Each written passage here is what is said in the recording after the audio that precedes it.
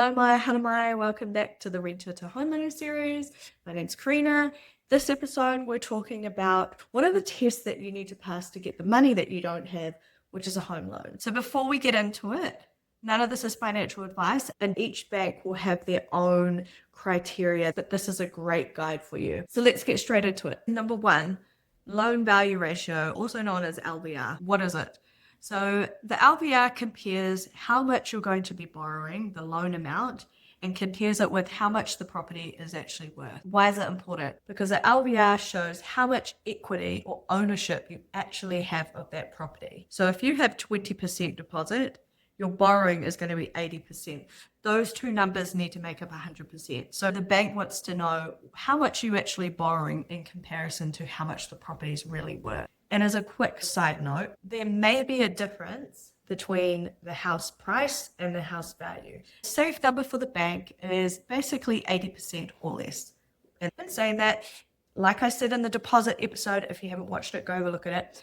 If you have a deposit less than 20%, so 10% to 19%, that's deemed restricted lending, and you'll most likely have a low equity margin applied. Low equity margins we talked about in episode 2. Whether these lends are available, it depends on the market, the bank's availability at the time, their risk appetite, so it's not always available. It'll be a check at the time. For borrowings up to 90%, now you're in the realm of special products. 95% borrowing means you have a 5% deposit. There's specific products like Kaiwater First Home Loan, which offers up to 95% borrowing, 5% deposit. Same as shared ownership products as well. They have their own criteria on top of the bank's lending criteria, and something to look into if you don't have a higher deposit. Debt to income ratio, or DTI. What is it? It basically takes all your debt that you have, and we're talking about your mortgage, car loans, personal loans, credit cards, all of those amounts. And we're not talking about how much you currently owe. We're talking about what the maximum amount available to you is. Debt servicing ratio, number 3. So this measures how much of your income is going towards your debt payments. Is it a reasonable amount? Is it a sustainable amount? Is it a comfortable amount? And so the bank takes all your fixed committed expenses, they're not talking about all your other living costs and stuff, and divides it into your income.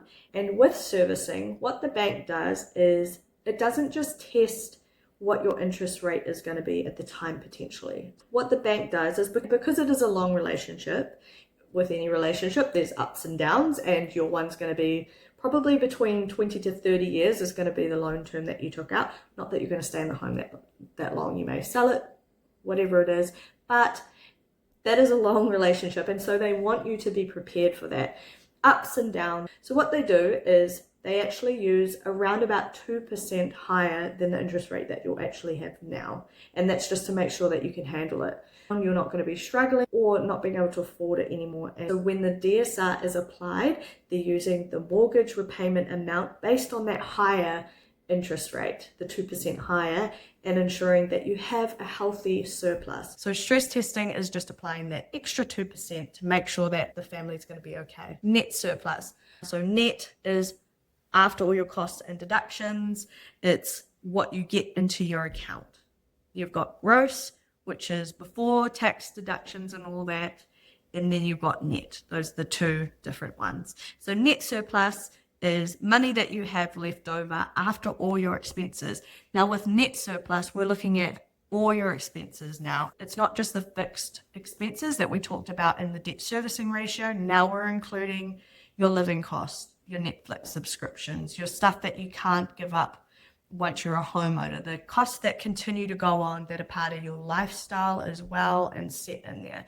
So the bank is then going to do a net surplus test. How much money do you have left over after all those costs that are essential to you and your lifestyle, what you've chosen that you can't give up?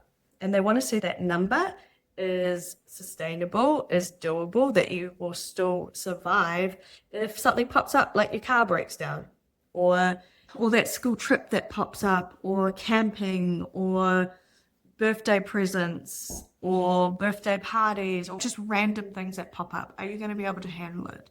Number 5, so account management and your relationship with money. Basically, all these tests are doing is making sure that the bank can trust you with their money.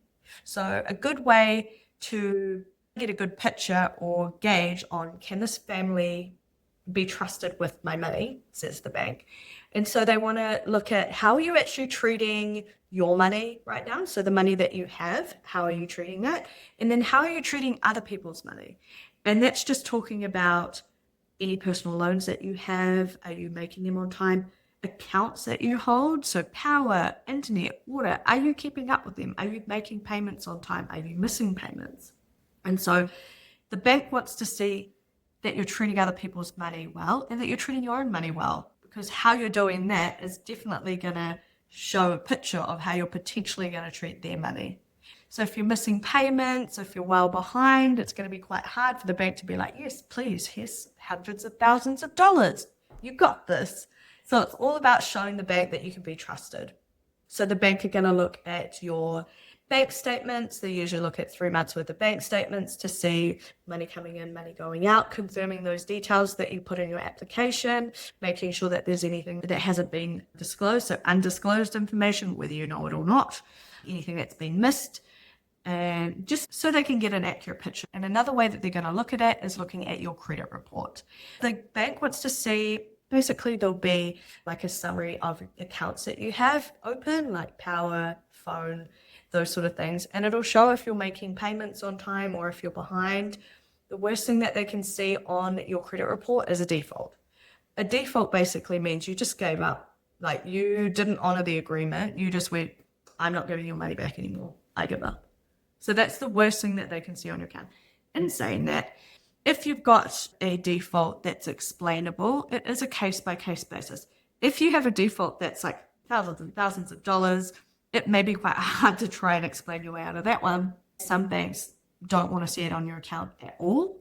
Some banks will allow a grace period and see as long as there's been like a gap or whatever, and you've been handling your money very well and you've paid things on time and sort of changed your life around, they're okay with that. So not the complete end of the world. Don't freak out if you see a default. Just quickly call up, figure out what it was for, and pay it immediately. If you can't pay it in full, make an arrangement. That can be your first step. It's just getting rid of it, making sure that you honor that. It's, oh, you saw it and now you're going to honor it, rather than going, yeah. So those are the tests that you need to pass in order to get your home loan. The next episode, I'm going to talk about the actual calculations and how you can work out your numbers. But what I've also done is created a calculator that just does it for you. You're just going to pop in a few details and it's going to generate what your actual numbers are, and it's going to tell you where you're sitting. Pretty good. Pretty good if you don't like math. I got you. So keep an eye out for episode 4. That's going to be very beneficial so you can get an overall picture. And when you see that, you've got a starting point. So next episode, not only are you going to get the calculator, but we're going to talk about how you can improve your position. Okay. So my aim for this channel is to keep growing. My next series will be shared ownership. With each episode, I'll be creating a free resource, whether that's a quiz, a fact sheet, a calculator, a guide, a checklist, just to help you on your home ownership journey, completely free. All you need to do is sign up to the free resource hub, and each episode I will upload a new resource. My aim is to get as much information out there as possible so that the home buying process is understood, you know how to do it, then also what your options are as well. Because maybe the traditional path isn't the way for you. Maybe you can go through shared ownership or affordable rental into home ownership. I'll see you at the next one. Ka kite anō.